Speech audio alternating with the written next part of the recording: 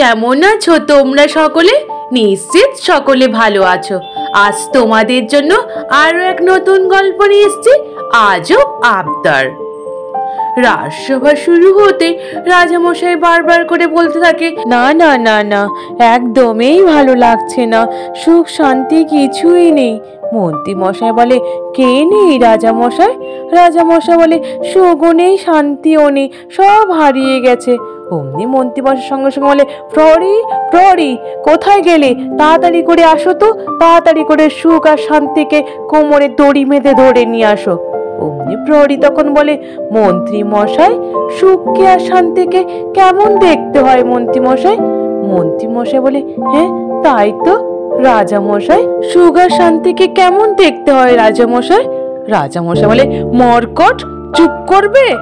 অমনি ওই সময় গোপালও প্রবেশ করে। রাজামশাই গোপালকে দেখে আরো রেগে গিয়ে বলে, গোপাল, তোমার এত দেরি হলো কেন আসতে? গোপাল তখন বলে, রাজামশাই কি করি বলুন, এক হাতে 5 বালতি জল তুলে দিতে গিয়ে গিন্নিকে, তার জন্যই দেরি হয়ে গেল। রাজামশাই বলে, কেন গোপাল, এক হাতে কেন জল তুলছিলে? তোমার তো 2 হাত ছিল, 2 হাতেই তো জল তুলতে পারতে। মন্ত্রী মশাই বলে, একদম ঠিক বলেছেন রাজামশাই, শুধু বাহানা, শুধু দেরি করার মতলব নিয়ে থাকে। কি করে রাজসভায় দেরি করে আসবে? 2 হাত থাকতে থাকতে এক হাতে কি করছিল? অমনি গোপাল বলে, মন্ত্রী মশাই, আমি আর একটা হাতে কর গুনছিলাম, হিসেব করছিলাম ক বালতি জল তুলে নিয়ে গেলাম। এই শুনে সভাসদ সকলে হাসাহাসি করতে থাকে। ওদিকে রাজামশাই আরো রাগ করে বলে, তোমরা চুপ করবে, আমায় একটু শান্তি দেবে। ওদিকে গোপাল বলে, রাজামশাই কি হয়েছে আপনার? রাজবৈদ্য জিজ্ঞেস করে, রাজামশাইকে জিজ্ঞেস করে, রাজামশাই আপনার কি শরীর টরীর খারাপ? রাজামশাই বলে, না আমার শরীর টরীর খারাপ না।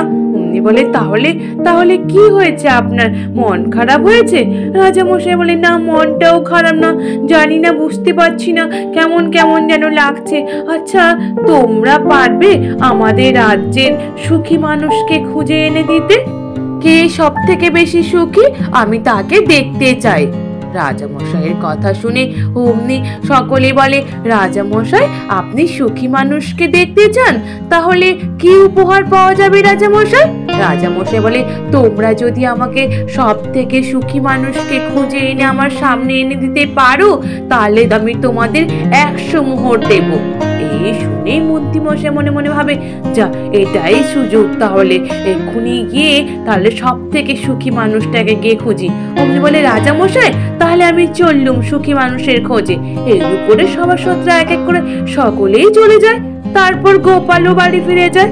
গোপাল বাড়ি ফিরে গিয়ে গিন্নিকে বলে, গিন্নি তুমি বলতে পারবে আমাদের রাজ্যে সব থেকে সুখী মানুষকে? গিন্নি বলে, সব থেকে সুখী মানুষ, সব থেকে সুখী মানুষ তো রাজামশাই। গোপাল বলে, রাজামশাই তো জানি সুখী, কিন্তু ব্যাপারটা তো অন্য জায়গায়। বলে, কি শুনি? বলে, রাজামশাই নিজেই খুঁজছেন এখন সব থেকে সুখী মানুষকে। ওই শুনে গোপালের গিন্নি বলে, তাহলে তুমি ভুলে যাও সুখী মানুষের খোঁজা। ওদিকে মন্ত্রী মশাই রাস্তায় যেতে যেতে পথের মধ্যে একজন রাখাল বালককে শুয়ে থাকতে দেখে গাছের তলায়। অমনি বলে, এই বালক এখানটায় শুয়ে রয়েছিস কেন? বলে, আমি গরু চড়াতে এসে খুব ঘুম পাচ্ছিল, তাই শুয়ে পড়লাম।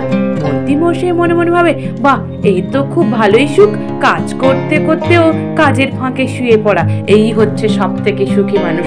একেই নিয়ে যাই রাজামশাইয়ের কাছে। বলে, চল চল তুই আমার সাথে চল।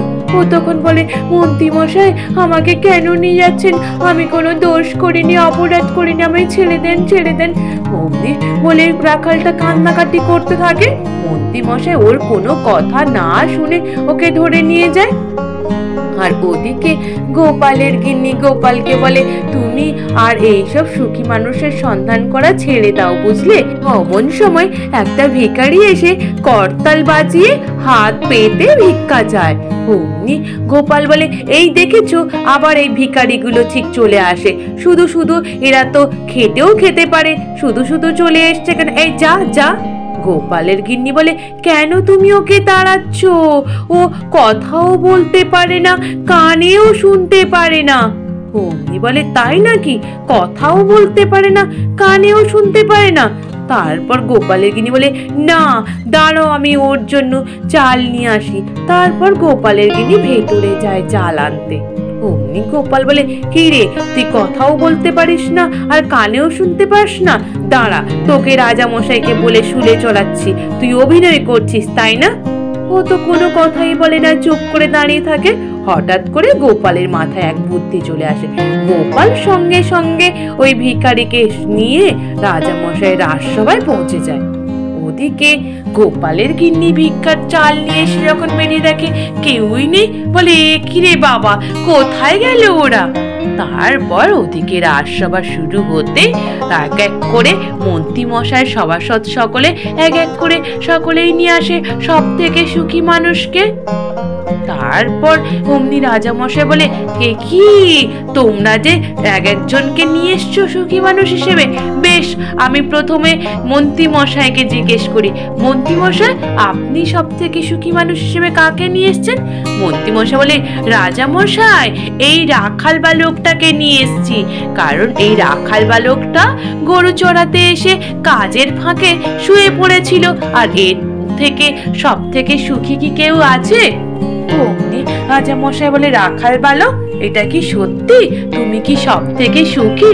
রাখাল বলে, রাজা মশাই, আমি সকাল থেকে কিছু খাইনি, না খেয়ে গাছের তলায় বসতে বসতে ক্লান্ত হয়ে শুয়ে পড়েছিলাম রাজা মশাই। আমার কোনো কথাই মন্ত্রী মশাই শোনেননি, না শুনেই আমাকে জোর করে এখানে নিয়ে এসছে। রাজা মশাই বলে, এ কি, তুমি সকাল থেকে না খেয়ে রয়েছো? তুমি আবার কি করে সুখী মানুষ হবে? কে আছো? ওকে নিয়ে কে ভরপুরটা খাইয়ে ওকে ছেড়ে দাও। মন্ত্রী মশাই মনে মনে ভাবে, এই রে যা, 100 মুহূর্তে আমার হাত থেকে গেল, দূর দূর। তারপর সেনাপতি একজনকে ধরে নিয়ে এসে দেখায়, বলে, রাজা মশাই, এই হচ্ছে সব থেকে বেশি সুখী মানুষ। রাজা মশাই এই জেলে জাল ফেলে ইলিশ, কাতলা, চিংড়ি, পাবদা, কত দামি দামি ভালো ভালো মাছ ধরে নেয়। অমনি জেলেকে জিজ্ঞেস করে, কি জেলে, তুমি কি সব থেকে সুখী? জেলে বলে, না রাজা মশাই, আমাকে যখন ঝড় বৃষ্টি হয়, মাছ সমুদ্রের মধ্যে মাছ ধরতে গিয়ে জীবনকে হাতে নিয়ে আমাকে এগিয়ে যেতে হয়। আমার কত জীবন মরণ, আমি কত ঝুঁকি নিয়ে আমি কত কষ্ট করে বেঁচে এসছি রাজা মশাই, আমাদের কোনো সুখ নেই রাজা মশাই। বলে, এ কি, তাহলে তো এও তো সুখী না? তারপর এক এক করে সভাসদরা এক এক করে লোক নিয়ে এসে বলতে থাকে সুখী মানুষ বলে, কিন্তু কারুরটাই রাজামশাই পছন্দ হয় না, বলে এরা কেউই সুখী মানুষ নয়। শেষ পর্যন্ত গোপাল নাচতে নাচতে প্রবেশ করে, সঙ্গে ওই বোবা কালা ওই ভিখারিটাকে নিয়ে করতাল বাজাতে বাজাতে। ওই দেখে রাজামশাই বলে, এই কি গোপাল, তুমি নাচতে নাচতে প্রবেশ করছো যে? বলে, নাচবো না রাজামশাই, 100 মোহর পাবো যে আমি, তাই ওই খুশিতে আমি নাচতে নাচতে আসছি।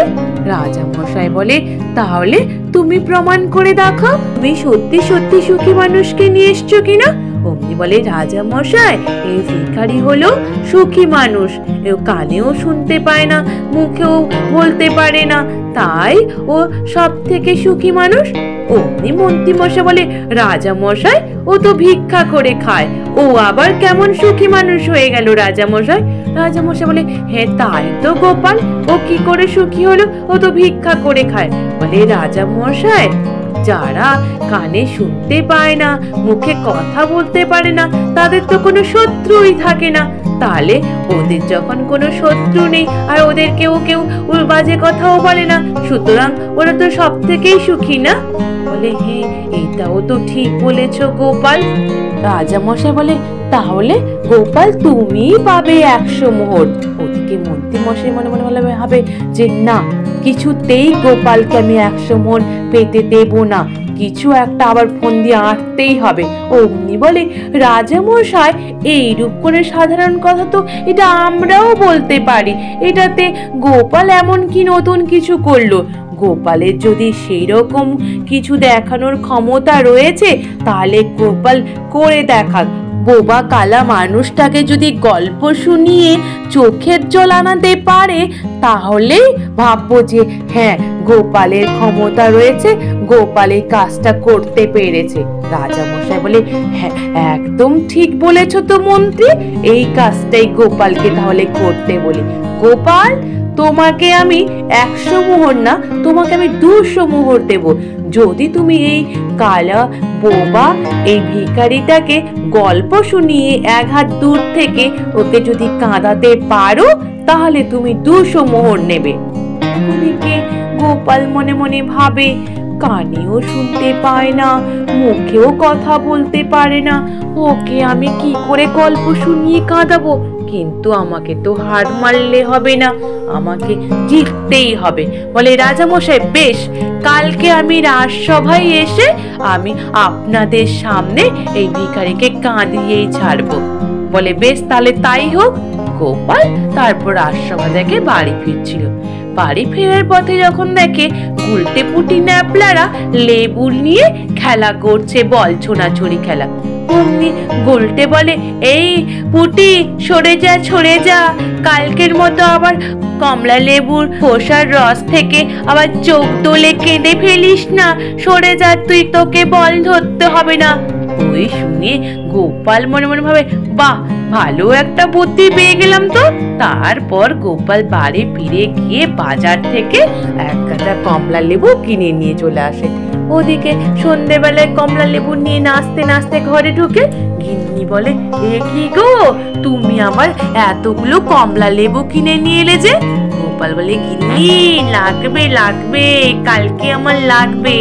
পরের দিন সকাল হতে গোপাল পুনরায় রাজসভাতে ভিখারিকে নিয়ে পৌঁছে যায়। অমনি রাজসভায় রাজামশাই বলে, কি গোপাল, তোমার শর্তটা মনে আছে তো? গোপাল বলে, হ্যাঁ মনে আছে রাজামশাই, তাই তো আমি চলে এলুম। বলে, তাহলে খাও দেখি তুমি কেমন করে পারো ওই ভিখারিকে কান্নাকাটি করাতে।